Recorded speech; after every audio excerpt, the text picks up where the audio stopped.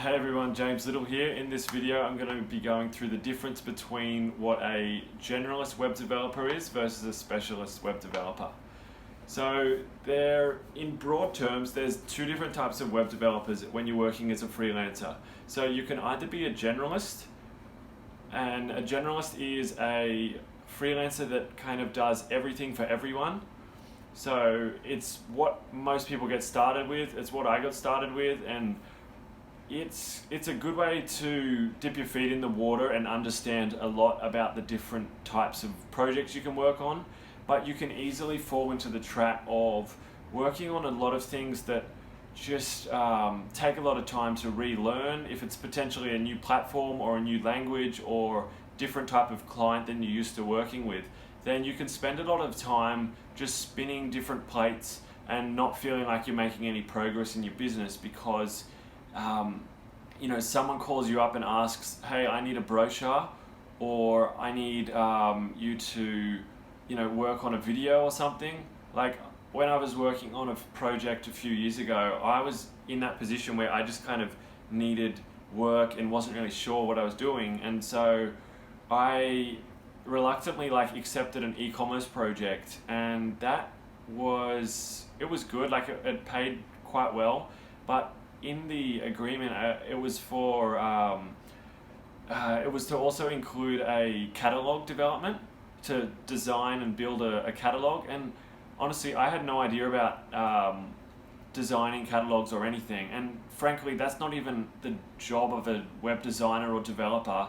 But I was so new to web development that I just took it on and didn't really know better. And years later, I sort of realized it's kind of crazy. The things you do when you're getting started, but you come to learn the hard way from doing a lot of different crap jobs for everyone, that it's not necessarily good in the long run for you if you just start picking up and saying you'll do yes, like being a yes man, saying yes to every sort of project. I found personally the stuff that we work on, that we're best at, it also is the most rewarding financially for us as well. And now more than ever, I'm starting to realize it's better to say no to things that you're not necessarily great at, where your strengths don't lie, and try to focus on the things that you have your systems in place, or at least your way through how to work on them better. With that being said, as a generalist, it's probably the best way to get started because you can understand the different types of technologies you can work on, what types of clients you like working with, and once you start to get a feel for the types of projects that resonate most well with you, you get to know, all right, this is the stuff that I'm passionate about and I'm happy with pursuing this style of client. And that really leads into the second type of web development, which is becoming a specialist web developer. And so a specialist is someone who, it can either be specializing in a range of different things. It can be everything from, say, industry specific, so something like working just with plumbers or people in the medical industry or in the hospitality industry, like building out restaurants. So that's industry specific. Or you can also look at it from the perspective of technology type or platform type. So perhaps it's just small business websites in general, or catalog websites, or e-commerce websites, all as the broad sort of category of the work that you're working on, or even something like custom web apps as well. Even though it's a super broad thing, at least you're kind of specializing in that specific area and you're cutting off from the other things. And then the last type of specializing is really the technology itself or the platform. So you can be specializing in, say, something like WordPress or Shopify or HubSpot or Salesforce. There's lots of different platforms itself, and even just by choosing one of these platforms as a niche, there will often be enough work on job boards, or by partnering directly with the platform. Like HubSpot, for example, has a developers platform or a partnership program where they'll refer you work. And yeah, it comes through in most cases realizing that if you do everything for everyone, you won't really make the progress that you're looking to when it comes time to kind of scaling your business. And so if you're specializing, now all of a sudden you can say, all right, you're providing a specific result for those specific people.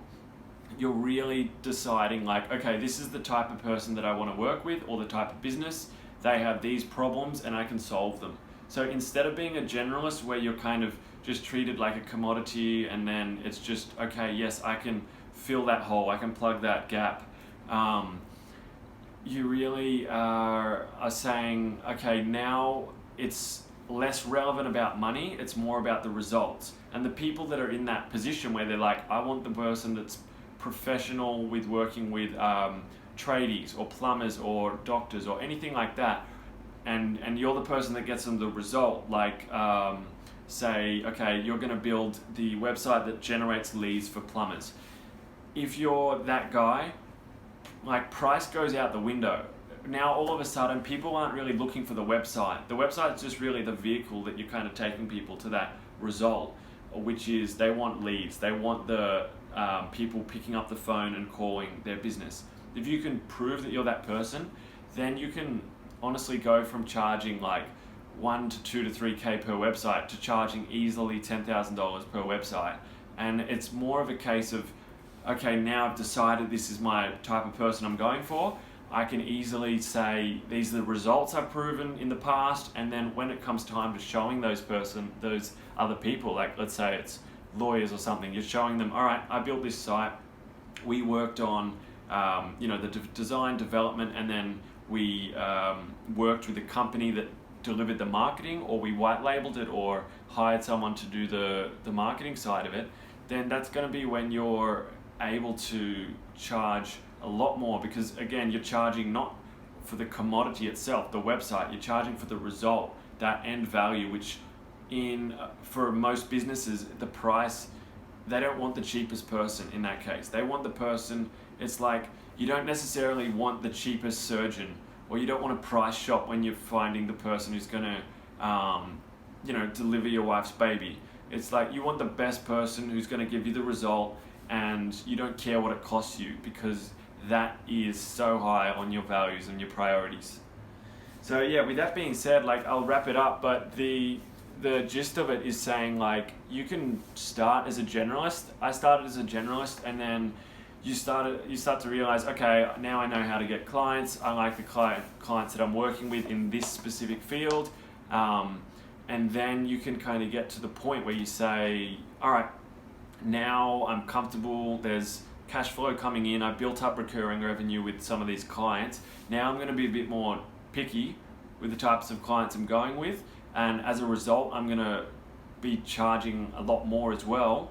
And you can totally become the authority in that space, where you're saying, all right, these are the results I can deliver, and then when it comes time for people that have that problem, they know where to come.